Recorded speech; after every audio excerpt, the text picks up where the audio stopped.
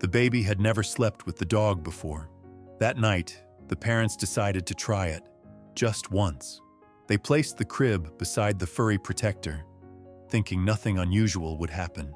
But as the minutes turned into hours, something unfolded that no one expected. And when the owner finally saw it, tears filled their eyes. Stay with me until the end, because this story will touch your heart in a way you'll never forget. Before we begin, don't forget to like this video, hit subscribe, and comment where you're watching from. Enjoy the story.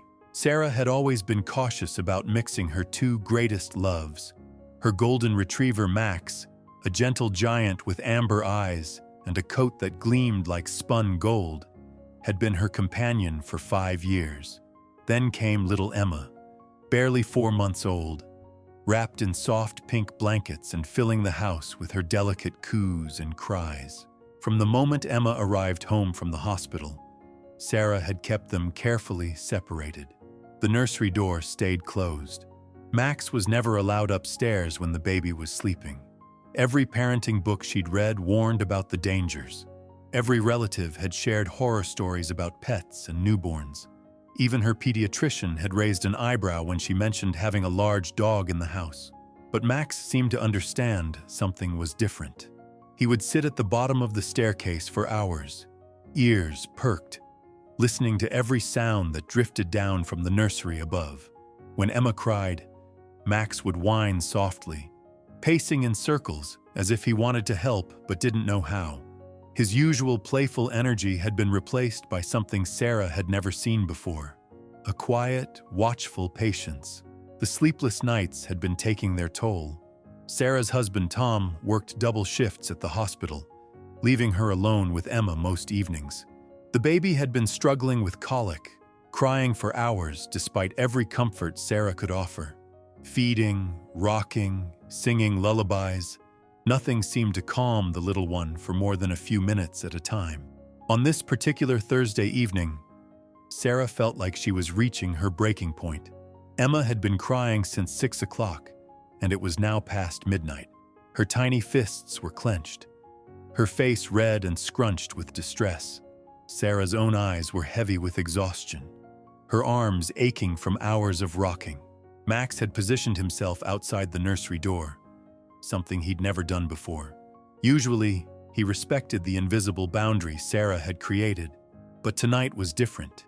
He lay stretched across the doorway, his massive head resting on his paws, brown eyes fixed on the sounds coming from within the room. Sarah noticed him there when she stepped out to grab a fresh bottle. She paused, looking down at the dog who had become her shadow over the years. Max looked up at her with an expression that seemed almost pleading. His tail gave a tentative wag, as if asking permission for something he couldn't voice. For a moment, Sarah considered the unthinkable. What if she tried something different? What if all those warnings and fears were keeping her from discovering something beautiful? Emma's cries echoed through the hallway, and Sarah felt her resolve wavering. She had read articles about therapy dogs in hospitals. She'd seen videos of pets comforting sick children. Max had never shown an ounce of aggression in all his years with them. He was patient when neighborhood kids pulled his tail. He was gentle when elderly neighbors wanted to pet him during walks. His nature was fundamentally kind. The idea that had been growing in the back of her mind suddenly seemed less crazy and more like intuition. Maybe Emma needed something Sarah couldn't provide on her own. Maybe the solution wasn't found in any parenting manual, but in trusting the instincts of the family she'd already built. That's when Sarah made the decision that would change everything. She opened the nursery door wider and looked down at Max. His ears perked forward, sensing the shift in her energy. For the first time in months, she stepped aside and patted her leg gently.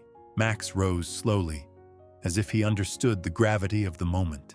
He didn't bound into the room with his usual enthusiasm. Instead, he moved with careful, measured steps, his nails clicking softly against the hardwood floor. When he reached the center of the nursery, he stopped and looked back at Sarah, waiting for guidance. Emma was still crying in her crib, her small body trembling with each sob. The sound seemed to pull at something deep in Max's chest. He approached the crib cautiously, rising up on his hind legs to peer over the railing.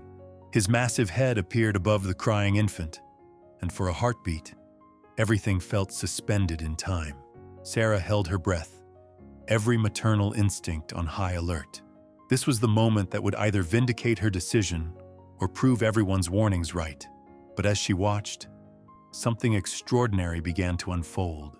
Max lowered his head until his nose was just inches from Emma. He didn't touch her, didn't make any sudden movements.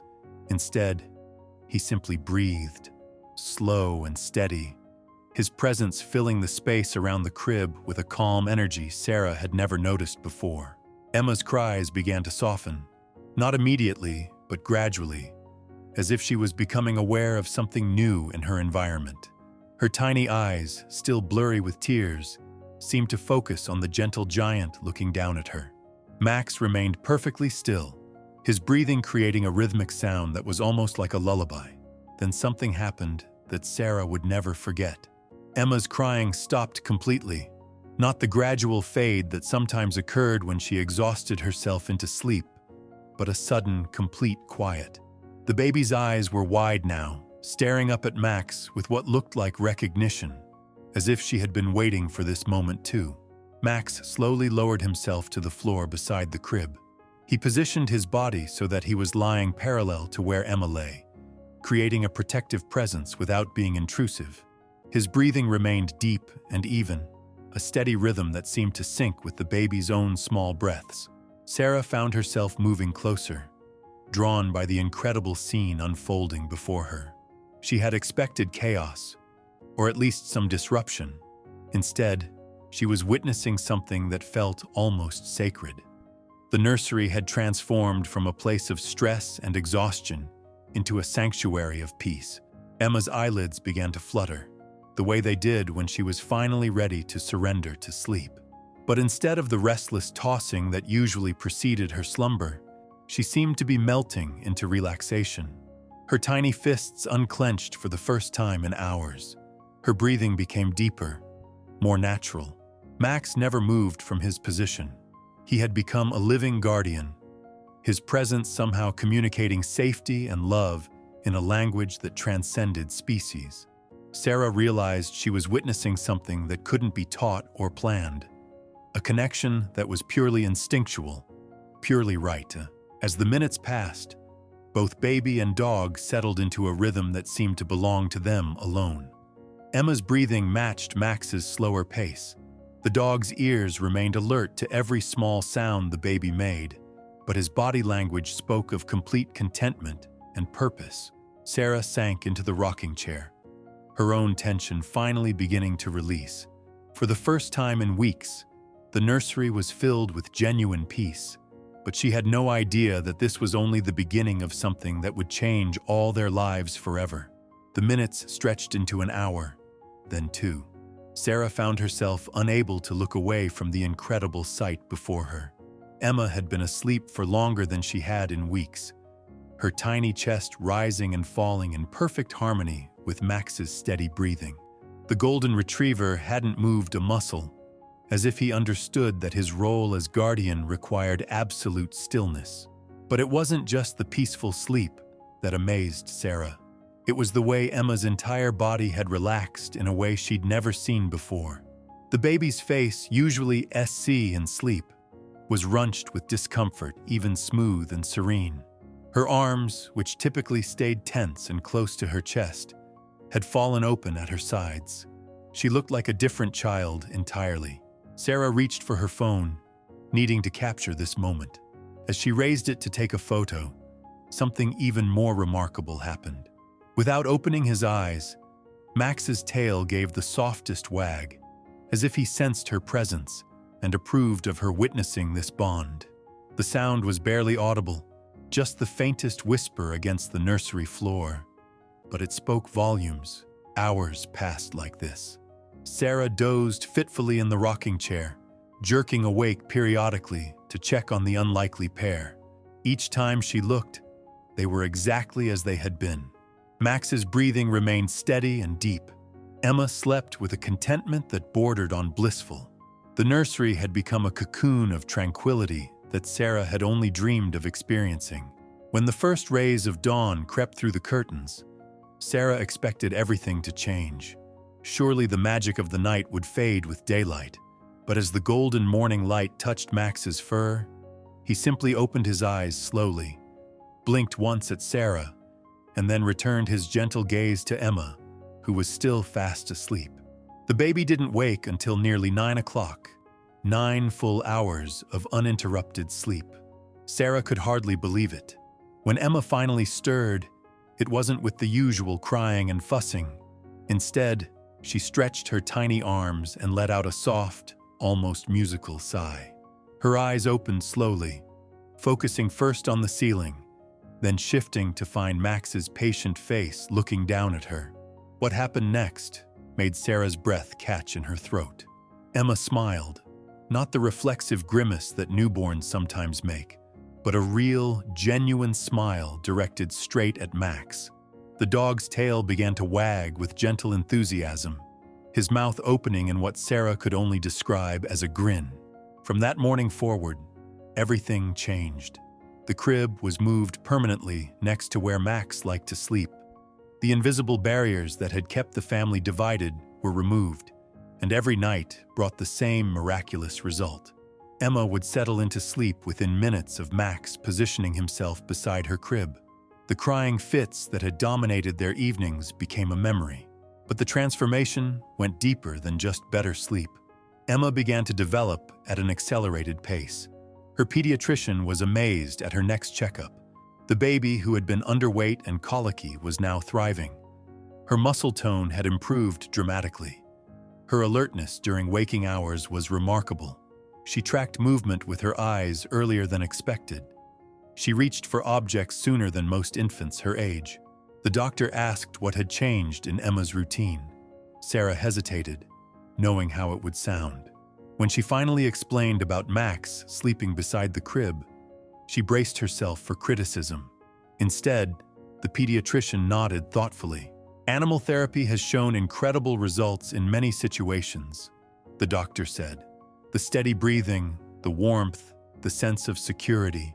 It's not entirely surprising that it would benefit an infant, especially one who was struggling with regulation." Word spread through their neighborhood about the remarkable transformation. Friends who had worried about the dog and baby combination now witnessed something extraordinary. Emma would light up whenever Max entered a room. The dog had developed an almost supernatural awareness of the baby's needs. If Emma was hungry, Max would find Sarah and lead her to the nursery. If the baby needed a diaper change, Max would position himself by the changing table before Sarah even realized what was needed. The bond between them grew stronger each day. When Emma began to coo and babble, she seemed to direct her first attempts at communication toward Max. The dog would tilt his head, ears perked forward, as if he understood every sound she made. When she laughed for the first time, it was in response to Max's gentle nose nuzzling her tiny hand. Tom, who had initially been skeptical of the arrangement, became its biggest advocate after witnessing the changes in both his daughter and his dog. Max had found his purpose in life, and it had transformed him from a pet into something more profound. He was no longer just a dog living in their house.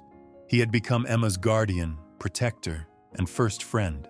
The nights that had once been filled with stress and exhaustion became something Sarah looked forward to. The bedtime routine now settling into sleep with a content included Max taking his position beside the crib, Emma that radiated throughout the room, and Sarah finally getting the rest she desperately needed.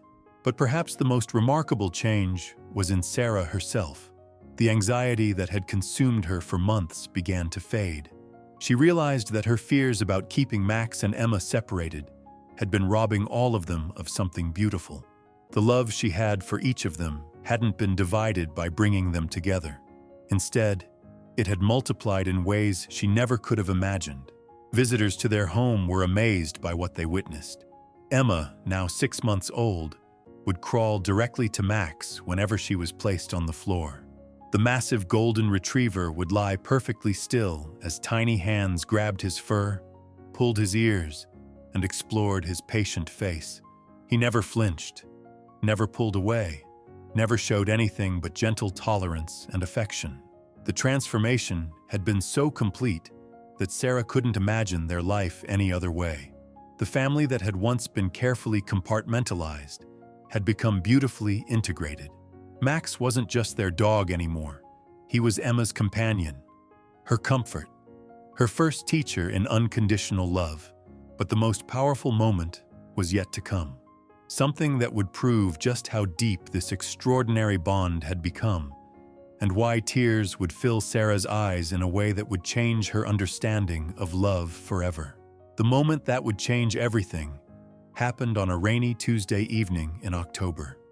Emma had been crawling for weeks now, exploring every corner of the house with the fearless curiosity that only babies possess. But on this particular night, something was different. Something that would test the bond between Emma and Max in a way no one could have predicted. Sarah was in the kitchen preparing Emma's bottle when she heard an unusual sound from upstairs. Not crying, not the typical babbling that filled their home. It was silence. Complete, unsettling silence from a baby who was usually chattering or making some kind of noise during her waking hours. Her maternal instincts kicked in immediately. Sarah dropped the bottle and rushed up the stairs, her heart pounding with every step. The nursery door was partially open, just as she'd left it, but as she pushed it wider, what she saw made her freeze in the doorway. Emma was standing in her crib, gripping the rails with her tiny fists, but she wasn't looking toward the door where Sarah stood. Instead, her wide eyes were fixed on Max, who was lying in his usual spot beside the crib. But something was wrong, terribly wrong. Max wasn't moving. His massive golden body lay completely still, his breathing so shallow it was barely visible. His eyes were open but unfocused, staring at nothing. Sarah had never seen him like this before.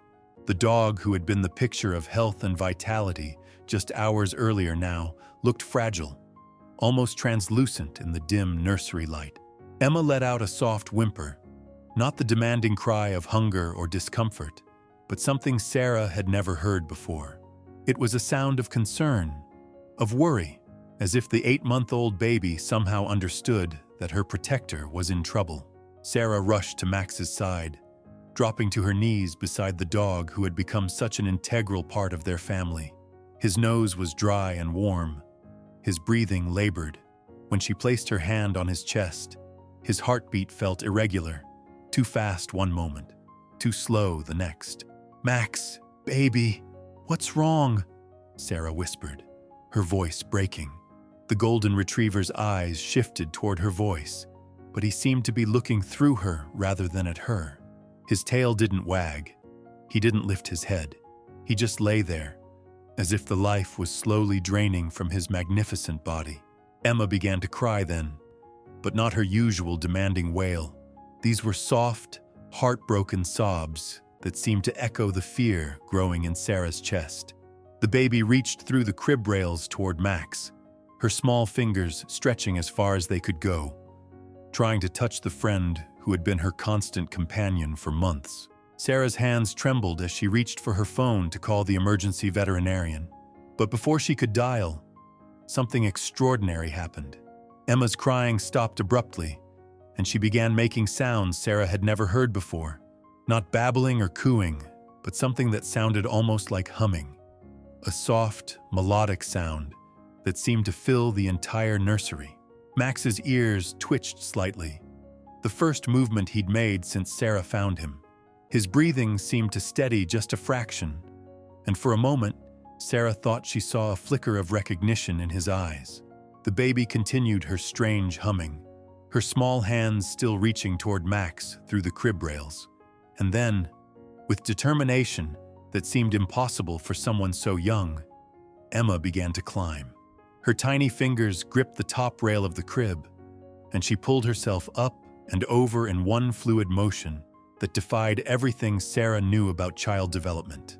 Sarah lunged forward to catch Emma, but the baby landed softly on the carpet with the grace of someone who had planned this escape perfectly. Without hesitation, Emma crawled directly to Max and pressed her small body against his side. The change was immediate and undeniable. Max's breathing deepened. His eyes focused, finding Emma's face and holding her gaze with an intensity that made Sarah's breath catch. The baby placed her tiny hand on Max's chest, right over his heart, and continued her soft humming. Sarah watched in amazement as color seemed to return to Max's face. His tail gave the faintest wag, just the tip moving against the carpet. But more importantly, his eyes regained the warmth and intelligence that had been absent just moments before. For 20 minutes, Emma stayed pressed against Max's side, her small hand never leaving his chest, her humming never stopping.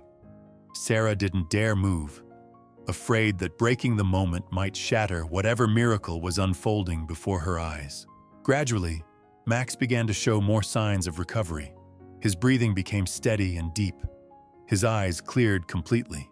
When Emma finally stopped humming and looked up at Sarah with a satisfied smile, Max slowly lifted his massive head and gently licked the baby's cheek. The veterinarian, when he arrived an hour later, could find nothing wrong with Max. His heart rate was normal, his breathing was clear, his temperature was perfect. He responded to all tests with the energy and alertness of a healthy dog in his prime. "But you said he was nearly unconscious," Dr. Peterson said, scratching his head as Max wagged his tail and nuzzled his hand. "I've never seen a recovery like this. Whatever was wrong, it seems to have resolved completely." Sarah looked down at Emma, who was sitting on the floor beside Max, playing with his ears as if nothing unusual had happened. She tried to explain what she had witnessed, but the words sounded impossible even to her own ears. A baby who climbed out of her crib to heal her dog with humming? It sounded like something from a fairy tale. But Dr. Peterson didn't dismiss her story. He'd been a veterinarian for 30 years and had seen enough unexplainable connections between animals and humans to know that science didn't have all the answers. "The bond between these two is unlike anything I've encountered," he said quietly, watching Emma and Max together. "Sometimes healing comes from places we don't understand. Love has its own medicine." From that night forward, Sarah noticed changes in both Emma and Max that went beyond their already remarkable bond. Emma began developing language skills at an accelerated pace. By her first birthday, she was speaking in full sentences. But more remarkably, she seemed to have an intuitive understanding of Max's needs that bordered on telepathic. If Max was thirsty, Emma would crawl to his water bowl and point. If he needed to go outside, she would toddle to the door and call for Sarah. When Max was tired, Emma would curl up beside him for naps, even when she wasn't sleepy herself. Max, for his part, became even more attuned to Emma's emotional state. He could sense when she was getting sick before any symptoms appeared, positioning himself beside her crib and refusing to leave. He knew when she was about to have a growth spurt and would bring her extra snacks from his own food bowl. He seemed to understand her words before she could even speak them clearly. Neighbors began bringing their children to visit, hoping some of the magic would rub off. Other families with both dogs and babies started following Sarah's example, allowing their pets and children to bond more closely. The local newspaper ran a story about Emma and Max that was picked up by national media. But for Sarah, the most profound change was in her own understanding of what family meant. She had spent months trying to keep her two loves separate, believing that was the safest path. But that rainy October evening had shown her that some bonds transcend explanation or caution. The night Emma climbed out of her crib to heal Max wasn't just about a baby and a dog. It was about the power of connection, the mystery of love, and the way families can form in the most unexpected ways. It was about trusting instincts over fears and discovering that sometimes the most dangerous thing is not allowing love to flourish in all its forms. As Emma grew from a baby into a toddler, her bond with Max only deepened. They developed their own language of looks and sounds that no one else could interpret. They shared meals, toys, and secrets whispered in corners where adults couldn't hear. But the moment that would finally bring tears to Sarah's eyes was still coming. A moment that would prove just how profound their connection really was, and why some bonds are simply meant to be. The revelation came on Emma's second birthday, during a family gathering that would change everything Sarah thought she knew about the night her daughter saved her dog's life. What she discovered would explain not just Emma and Max's extraordinary bond, but why that terrifying evening had unfolded exactly as it needed to. The gathering was supposed to be simple, just close family celebrating Emma's second birthday in their backyard, with balloons tied to the fence and a small cake decorated with cartoon puppies. But as relatives arrived and settled into lawn chairs, Sarah's sister Linda pulled her aside with a troubled expression. "I need to tell you something about that night," Linda whispered, glancing toward Emma and Max, who were playing together under the oak tree. "The night you called me crying because you thought Max was dying." Sarah felt her stomach tighten. She remembered that call clearly. She'd been so shaken after the veterinarian left, so confused by what she'd witnessed, that she'd needed someone to talk to. But what does that have to do with anything? Linda took a deep breath. "I never told you this because I thought you'd think I was crazy. But that same night, around the same time you found Max sick, I had the strangest dream. I dreamed about Emma, even though I was at my house 30 miles away." The words hit Sarah like ice water. What kind of dream?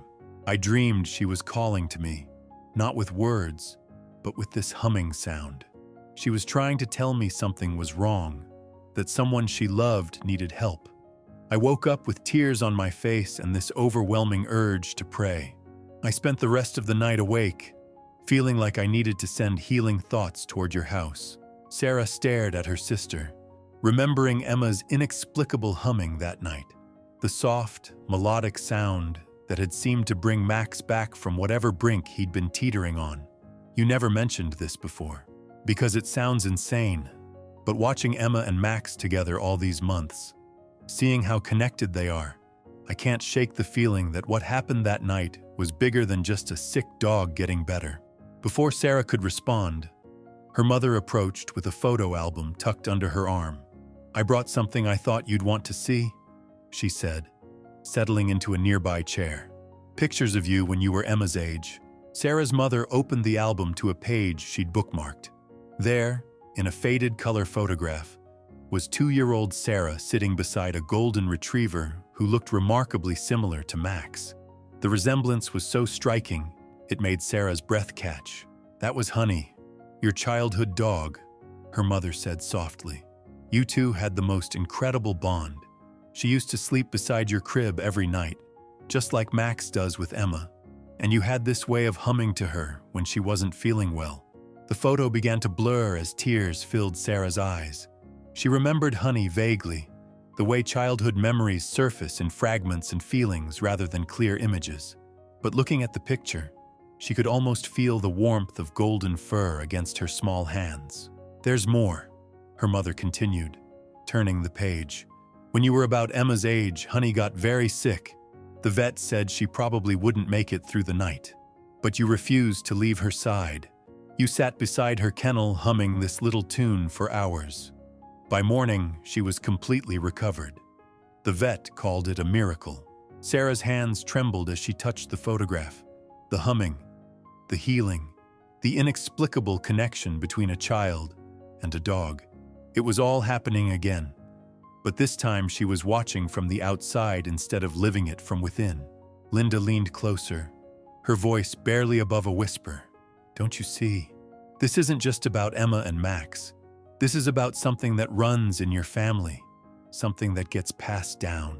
Across the yard, Emma's delighted laughter drew their attention. The 2-year-old was attempting to teach Max how to blow out birthday candles, her small hands guiding his massive head toward the cake. Max sat patiently, his tail wagging as Emma explained in her growing vocabulary exactly what he needed to do. Sarah watched her daughter's animated face, seeing herself in every gesture, every expression. But more than that, she was seeing the continuation of something ancient and beautiful, a gift that connected generations, that transcended explanation. The veterinarian's words from that frightening night echoed in her mind. Love has its own medicine. But now she understood it wasn't just about love. It was about a calling, a purpose that some people carried in their hearts without even realizing it. As the afternoon wore on, Sarah found herself studying Emma with new eyes. The way she instinctively knew when Max needed water or comfort. The way she positioned herself protectively beside him during thunderstorms. The way she hummed softly when he was tired or stressed. These weren't just learned behaviors. They were inheritances. The birthday party continued around them, but Sarah felt suspended in a moment of perfect clarity. Every choice she'd made, every instinct she'd followed, had led to this understanding. The night she'd finally allowed Max into Emma's nursery hadn't been about breaking rules or taking risks. It had been about honoring something deeper than logic. When the last guests departed and the yard was quiet except for the sound of Emma's gentle breathing as she napped against Max's side, Sarah sat in the gathering dusk with tears streaming down her face. But these weren't tears of sadness or fear. They were tears of recognition, of gratitude, of finally understanding her place in a story much larger than she'd ever imagined. Tom found her there as the first stars appeared, still holding the photograph of herself and Honey. He settled beside her on the porch steps, following her gaze to where their daughter slept peacefully in the protective curve of their dog's body. "You figured it out, didn't you?" he said quietly. It wasn't really a question. Sarah nodded, unable to trust her voice. The pieces had fallen into place with such perfect clarity that she wondered how she'd missed it before. The gift that had saved Honey all those years ago lived on in Emma. The healing touch, the intuitive connection, the ability to bridge the space between species through pure love. "She's going to help so many others," Sarah whispered, watching Emma's small chest rise and fall in rhythm with Max's breathing. "This bond they have, it's just the beginning." Tom reached over and took her hand, and we get to watch it unfold. That night, when Emma first slept beside Max, changed everything Sarah thought she knew about family, love, and the mysterious bonds that connect us all. What started as a desperate attempt to calm a colicky baby became the discovery of a gift that had been passed down through generations. Sometimes the most beautiful connections happen when we stop listening to fear and start trusting the deeper wisdom of love. Emma and Max's story reminds us that healing comes in forms we never expect, and that the strongest families are built not just on blood, but on the courage to let love grow in all its extraordinary forms.